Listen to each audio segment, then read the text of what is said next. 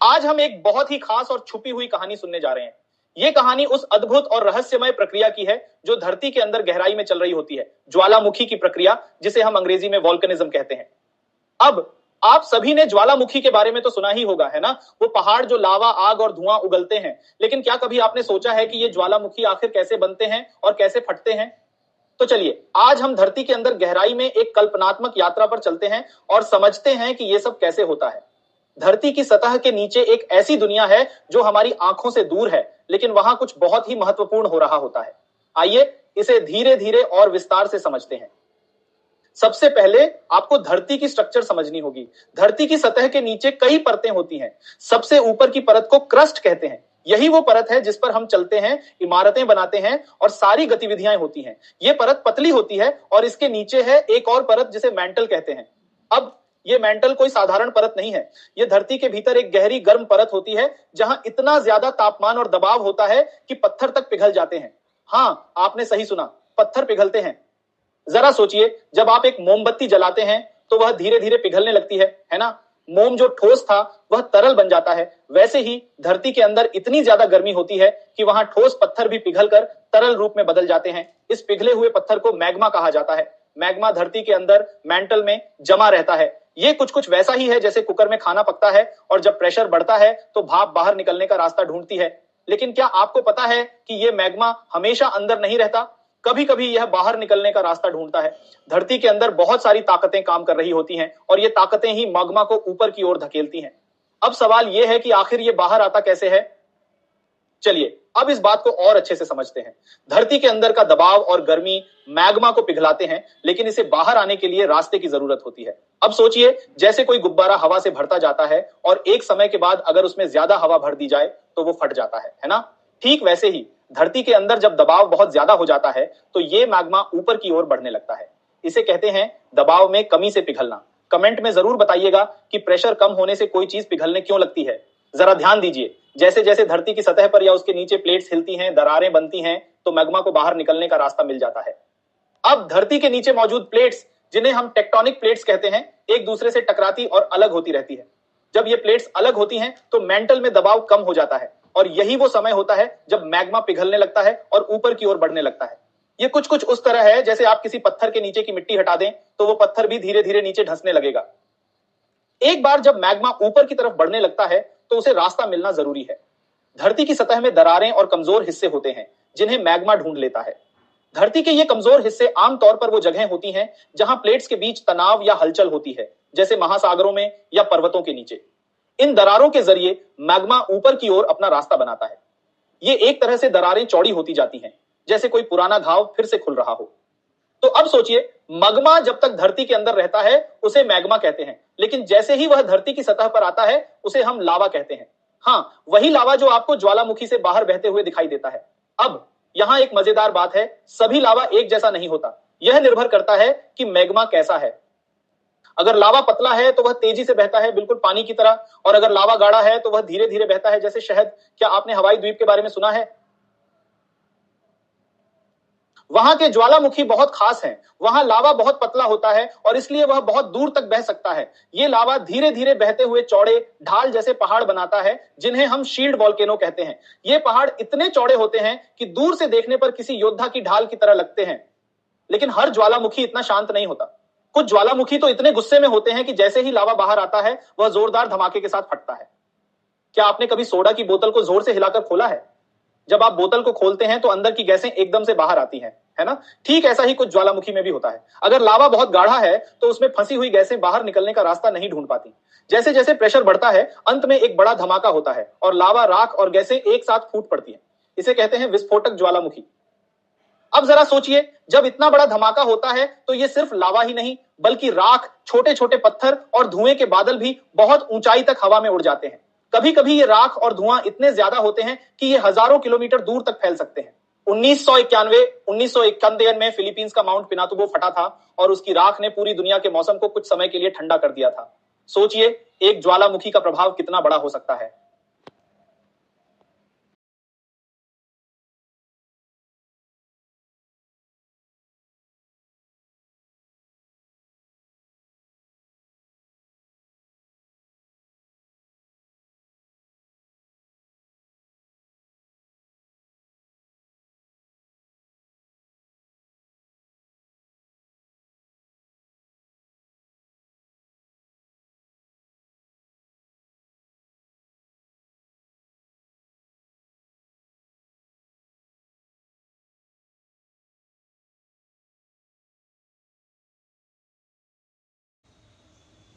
अब जब मैग्मा धरती की सतह पर पहुंच जाता है तो उसे हम लावा कहते हैं।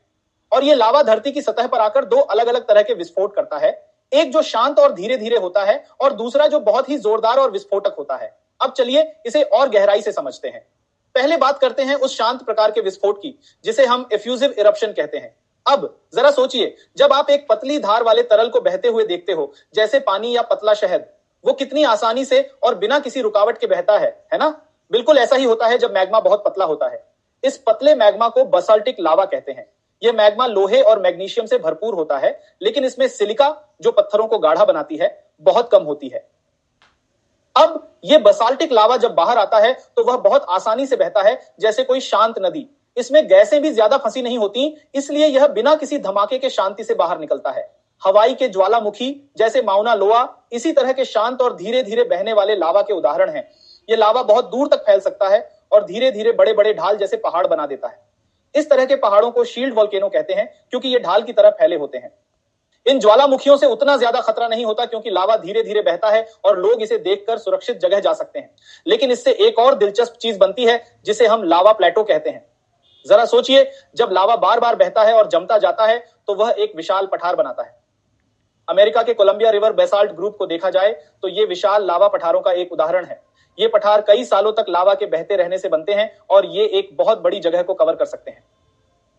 अब हम आते हैं दूसरे प्रकार के ज्वालामुखी पर, जो बिल्कुल भी शांत नहीं होते। इसे हम विस्फोटक ज्वालामुखी कहते हैं। अब सोचिए, अगर लावा गाढ़ा हो और उसमें फंसी हुई गैसें बाहर निकलने की जगह ना पा रही हो, धीरे धीरे अंदर का प्रेशर इतना बढ़ जाता है कि अंत में एक बड़ा धमाका होता है, बिल्कुल जैसे आपने सोडा की बोतल हिलाकर खोली हो और वो तेजी से बाहर फूट जाए।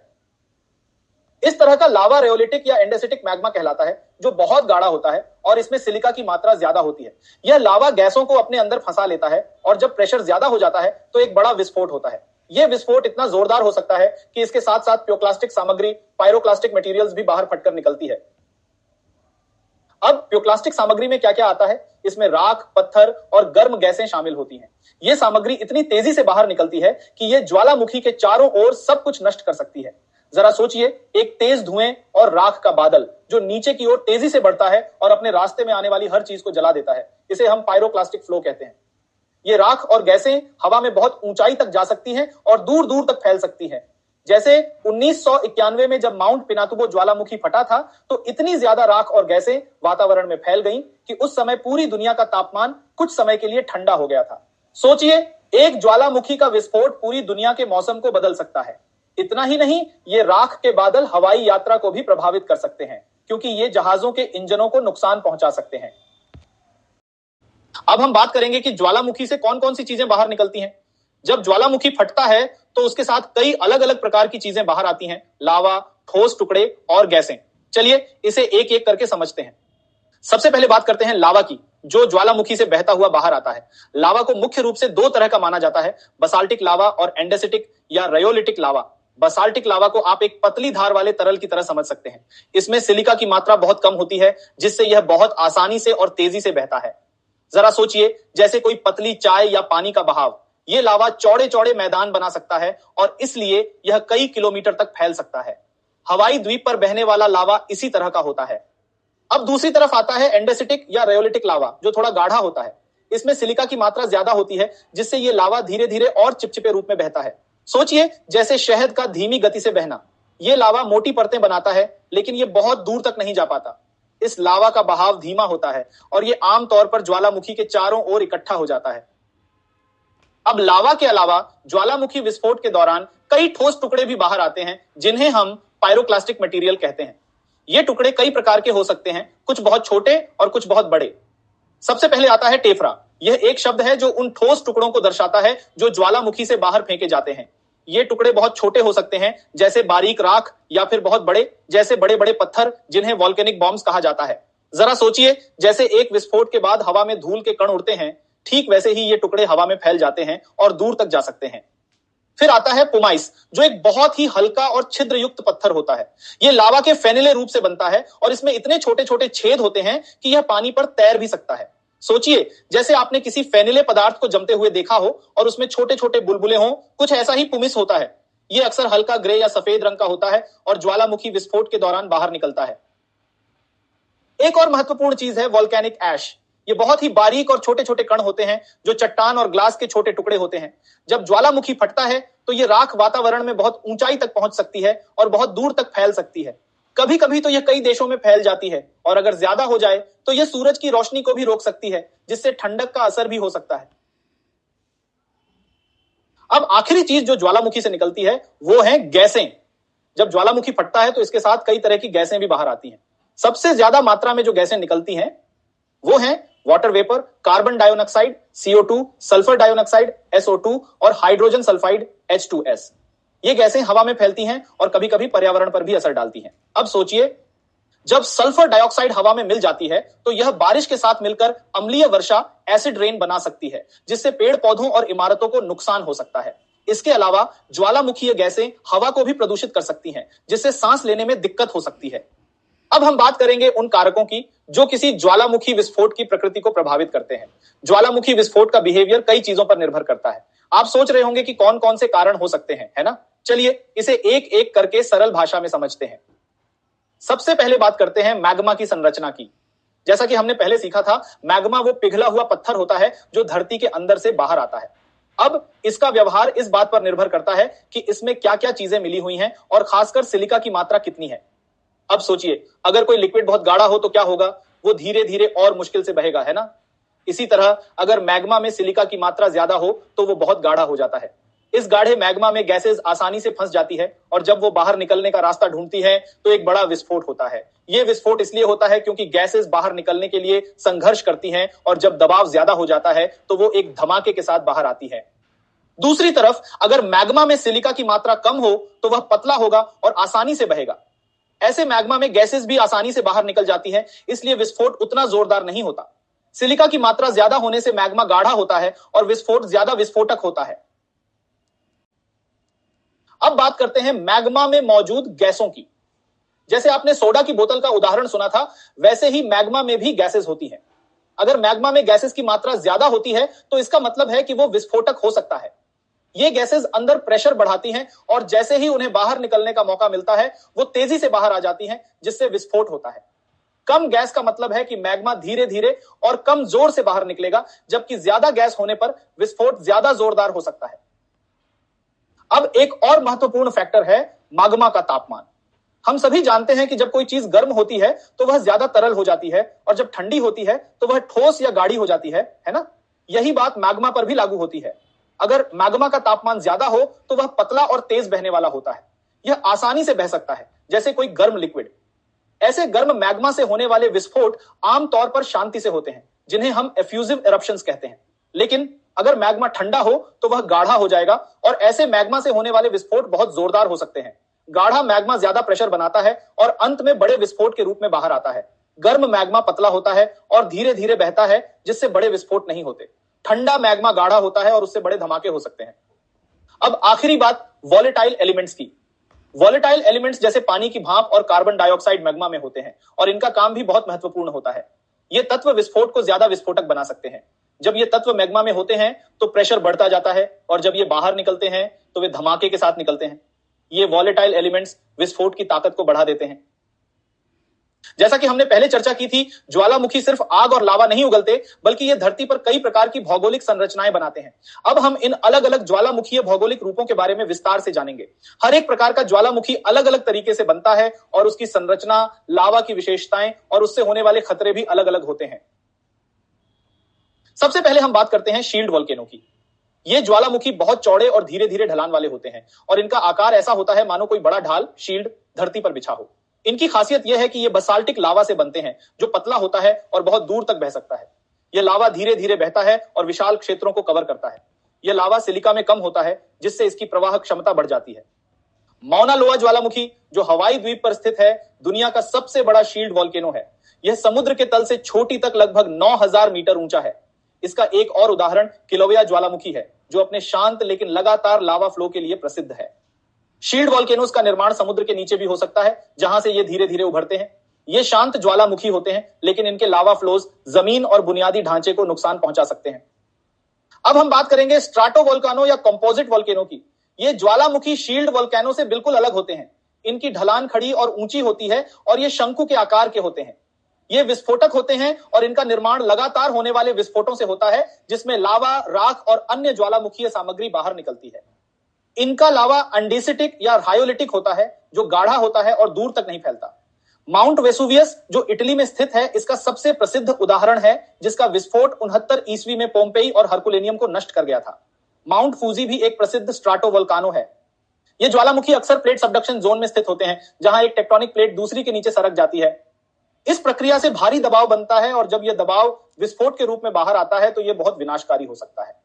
पायरोक्लास्टिक फ्लोज और लहार्स जैसे खतरे इन ज्वालामुखियों से जुड़े होते हैं, जो आसपास के क्षेत्रों को तेजी से नष्ट कर सकते हैं।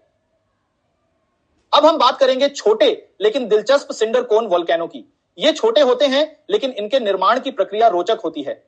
ये ज्वालामुखी प्योक्लास्टिक सामग्री जैसे राख, छोटे पत्थर और वोल्केनिक बम्स से बनते हैं। विस्फोट के बाद यह सामग्री ज्वालामुखी के चारों ओर गिरती है और एक शंकु के आकार का ज्वालामुखी बनाती है। ये ज्वालामुखी कुछ 100 मीटर ऊंचे होते हैं और बहुत तेजी से बन सकते हैं।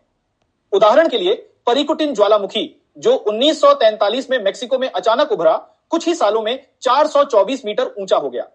सिंडर कोन ज्वालामुखी अक्सर बड़े ज्वालामुखियों के आसपास या ज्वालामुखीय क्षेत्रों में बनते हैं। ये छोटे होते हैं, लेकिन इनका लावा फ्लो और प्योक्लास्टिक सामग्री स्थानीय इलाकों को नुकसान पहुंचा सकते हैं।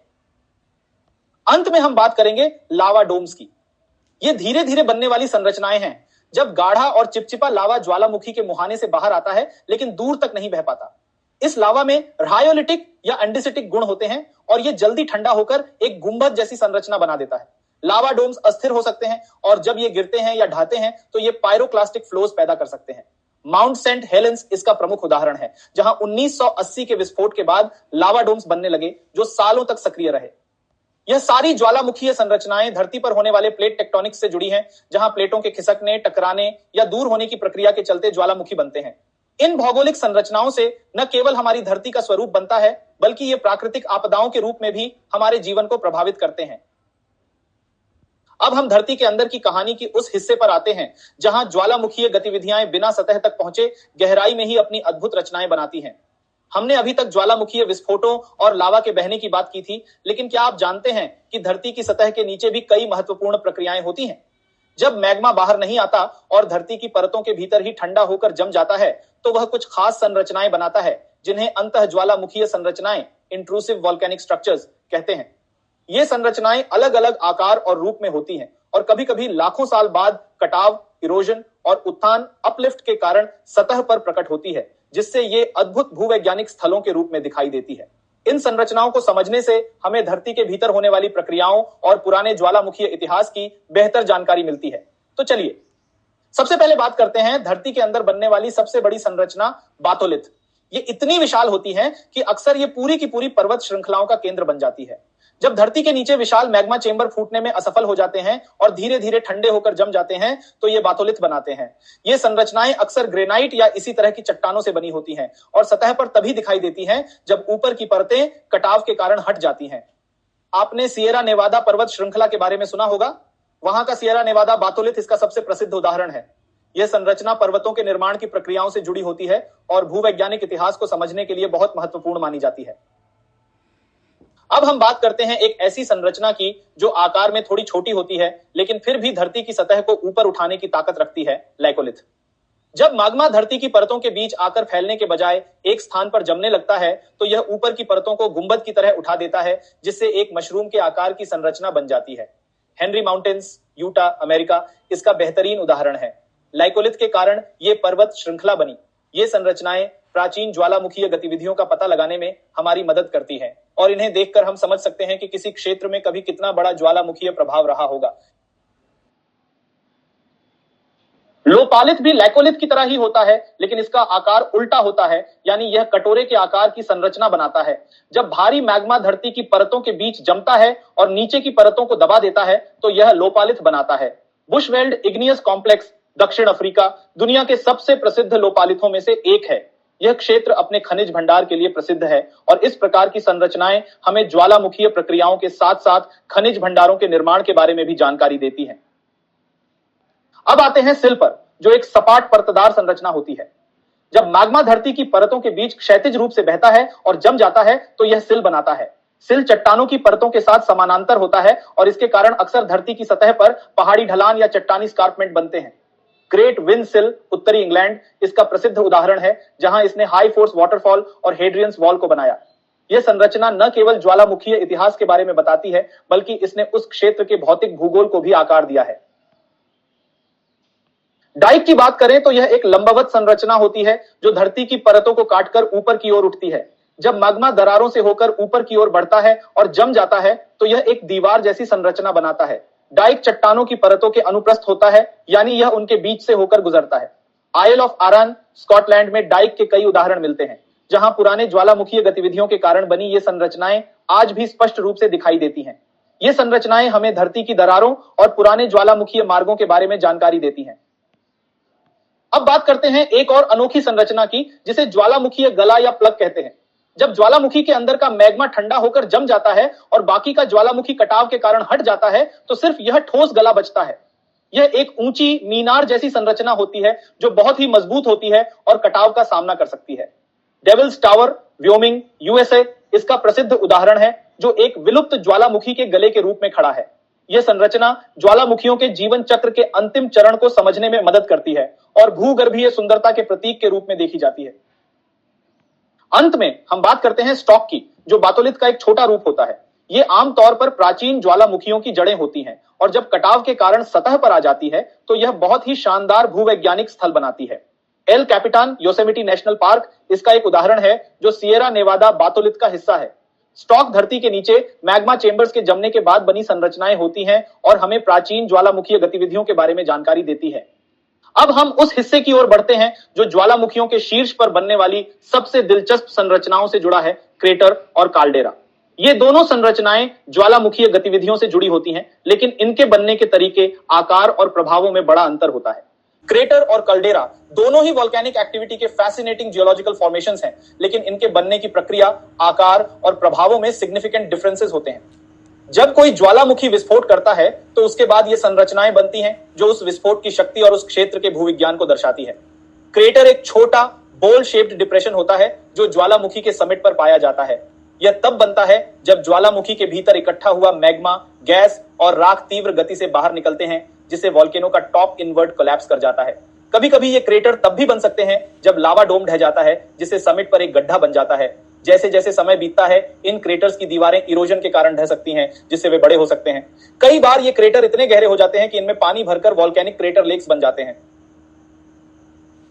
उदाहरण के तौर पर माउंट वेसुवियस इटली का क्रेटर, जो 69 ईस्वी के विस्फोट में बना था और आज भी देखा जा सकता है। इसी तरह माउंट सेंट हेलेंस यूएसए में 1980 के इरप्शन ने एक बड़ा क्रेटर बनाया था। अब बात करते हैं काल्डेरा की, जो क्रेटर से कई गुना बड़ी होती है।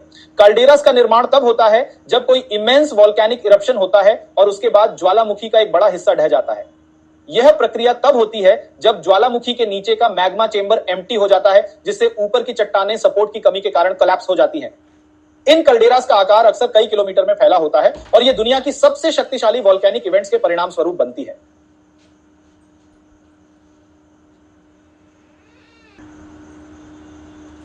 कैल्डेरस के भीतर वोल्केनिक एक्टिविटी लंबे समय तक चलती रहती है। कभी कभी कैल्डेरस में भी पानी भर जाता है, जिससे कैल्डेरा लेक्स बनते हैं। कैल्डेरस का एक famous example Yellowstone caldera USA है, जो लगभग 6,40,000 साल पहले एक विशाल विस्फोट के कारण बनी थी। यह आज भी जियोथर्मल एक्टिविटी का घर है और इसे एक फ्यूचर इरप्शन के लिए साइंटिस्ट लगातार मॉनिटर कर रहे हैं।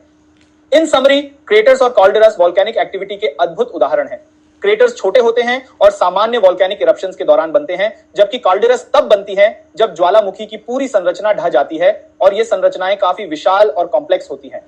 क्रेटर आमतौर पर कुछ 100 मीटर्स के होते हैं, जबकि कैल्डेरास कई किलोमीटर्स तक फैली हो सकती है। क्रेटर और कैल्डेरा दोनों ही ज्वालामुखीय प्रक्रियाओं की कॉम्प्लेक्सिटी को समझने का एक तरीका है, जो हमें पृथ्वी की सतह के बारे में महत्वपूर्ण जानकारियां देते हैं। अब हम धरती पर फैले हुए ज्वालामुखियों की अद्भुत और दिलचस्प कहानी पर आते हैं।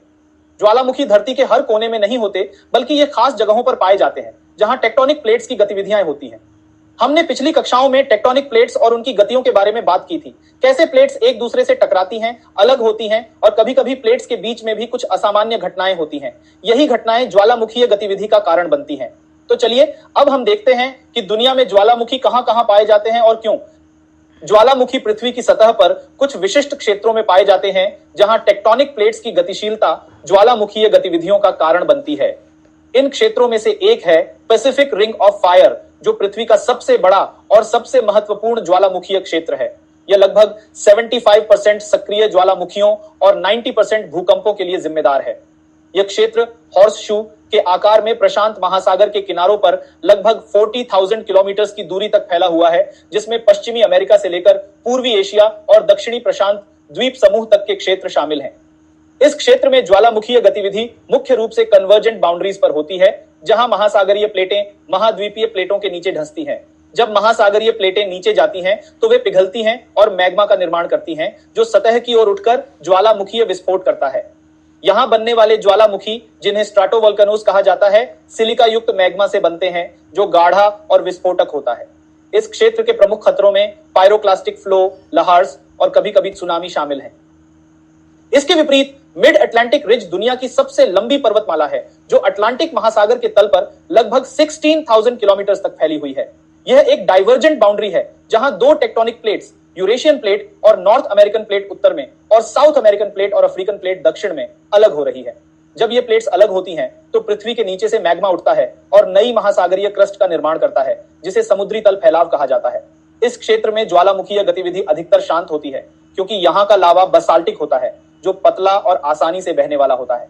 इस क्षेत्र का एक प्रमुख उदाहरण आइसलैंड है, जो मिड अटलांटिक रिज के ऊपर स्थित है। यहाँ ज्वालामुखीय गतिविधियां बहुत सामान्य हैं और सन 2010 में हुआ एज ऑफ ज्वालाजुकुल का विस्फोट इसका सबसे प्रसिद्ध उदाहरण है, जिसने पूरे यूरोप में हवाई यात्रा को बाधित कर दिया था। इसके अलावा एजोर्स और असेंशन आइलैंड भी इस रिज के ज्वालामुखीय द्वीपों के उदाहरण हैं। इसी तरह ईस्ट अफ्रीकन रिफ्ट अफ्रीका के महाद्वीप को दो भागों में बांटने वाली एक प्रमुख भूवैज्ञानिक दरार है, जहां सोमाली प्लेट और नूबियन प्लेट एक दूसरे से दूर जा रही हैं। यह एक और डाइवर्जेंट बाउंड्री है, जहां भविष्य में एक नया महासागर बनने की संभावना है। यह क्षेत्र ज्वालामुखीय गतिविधियों से भरपूर है और यहां कई बड़े ज्वालामुखी पाए जाते हैं, जैसे कि माउंट किलिमंजारो और माउंट केन्या, जो अफ्रीका के सबसे ऊंचे पर्वतों में से हैं। इसके अलावा माउंट नीरागोंगो और माउंट न्यामुरागिरा अफ्रीका के सबसे सक्रिय ज्वालामुखी हैं और इनके लावा प्रवाह की गति दुनिया में सबसे तेज मानी जाती है। यह क्षेत्र भूकंपों और ज्वालामुखीय विस्फोटों के लिए कुख्यात है और यहाँ के निवासियों के लिए लावा प्रवाह और गैस उत्सर्जन सबसे बड़े खतरों में से एक है। भूमध्य सागरीय क्षेत्र में अफ्रीकन प्लेट और यूरेशियन प्लेट की टक्कर के कारण ज्वालामुखीय गतिविधियां होती हैं, जो एक कन्वर्जेंट बाउंड्री का निर्माण करती हैं। इस क्षेत्र में कुछ सबसे प्रसिद्ध और ऐतिहासिक ज्वालामुखी पाए जाते हैं। सबसे प्रसिद्ध ज्वालामुखी माउंट वेसुवियस है, जिसने 69 ईस्वी में एक विनाशकारी विस्फोट किया था, जिसने पोम्पेई और हेरक्युलेनियम जैसे प्राचीन शहरों को राख में दबा दिया था। इसके अलावा माउंट एटना भी सिसिली द्वीप पर स्थित है और यह यूरोप का सबसे बड़ा सक्रिय ज्वालामुखी है। यहाँ की ज्वालामुखीय गतिविधियां अक्सर विस्फोटक होती हैं और इसके परिणाम स्वरूप पायरोक्लास्टिक फ्लो, लाहार्स और कभी-कभी सुनामीज भी हो सकते हैं।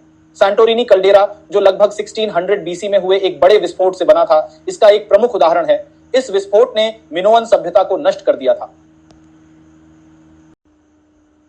अब हम धरती पर फैले हुए ज्वालामुखियों की अद्भुत और दिलचस्प कहानी पर आते हैं। ज्वालामुखी धरती के हर कोने में नहीं होते, बल्कि ये खास जगहों पर पाए जाते हैं, जहां टेक्टोनिक प्लेट्स की गतिविधियां होती हैं।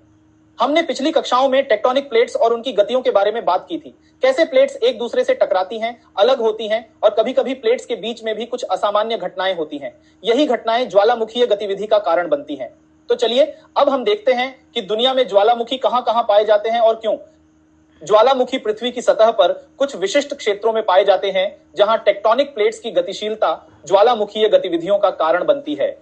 इन क्षेत्रों में से एक है पैसिफिक रिंग ऑफ फायर, जो पृथ्वी का सबसे बड़ा और सबसे महत्वपूर्ण ज्वालामुखीय क्षेत्र है। यह लगभग 75% सक्रिय ज्वालामुखियों और 90% भूकंपों के लिए जिम्मेदार है।